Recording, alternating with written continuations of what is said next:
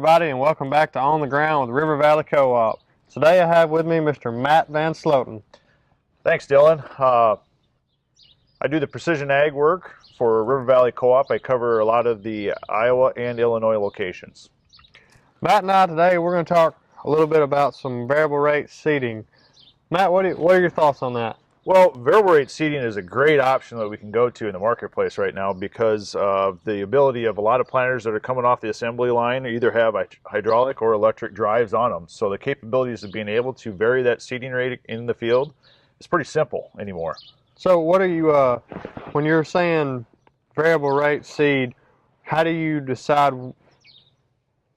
what that variable rate will be? Yep. So there's lots of factors that can come into it.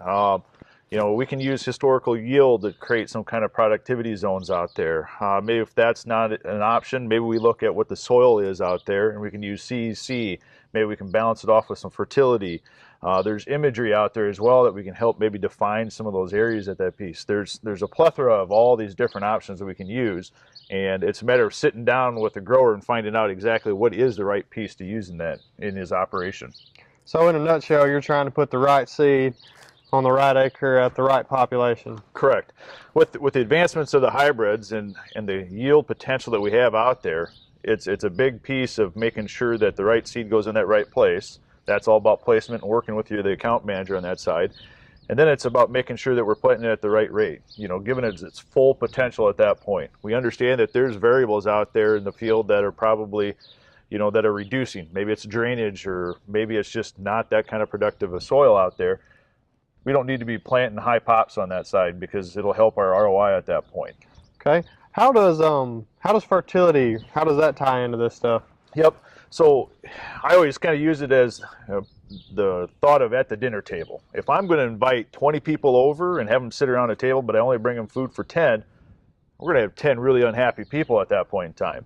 And it works the other way as well. If I have 10 people invited but I feed 20, I'm throwing a lot of food away, or I'm eating leftovers for the rest of the time. So we need to match it. So when we are bringing that 36 or 38,000 plants out there, we need to make sure that we're feeding it the right P and K and nitrogen and sulfur and all the other attributes that go along with it. We need to make sure that they don't go hungry. And in the places where we're pulling back possibly in our population, we want to make sure that we're not overfeeding it and putting extra expense out there and potentially in having some nutrients move out of the field. So the variable rate seeding is really just to ensure the return on investment, over all your acres. That's correct, right. It's not the gamut of, saving seed. It's just a matter of allocating the seed at the right rates in different parts of the field. Yep, it makes a lot of sense. You don't have too many people at the dinner table and not enough food. Well, Matt, I really appreciate you being on today. Is there anything else that you want to talk to everybody about before spring gets cranked up? Yeah. So as most farmers always want to think about the equipment side of the greasing and bearings and all the mechanical stuff, always kind of keep focus on looking at the electronics as well. So if you have monitors, make sure that they're up to date, have the latest versions on them. Make sure that the data is cleared off of them so that we don't have any storage issues throughout the year, and then also make sure that the right hybrids and fields are loaded in there. And if you're looking for any help with that, I always say reach out to the account manager or reach out to one of the precision specialists, and we'd be happy to help you with that.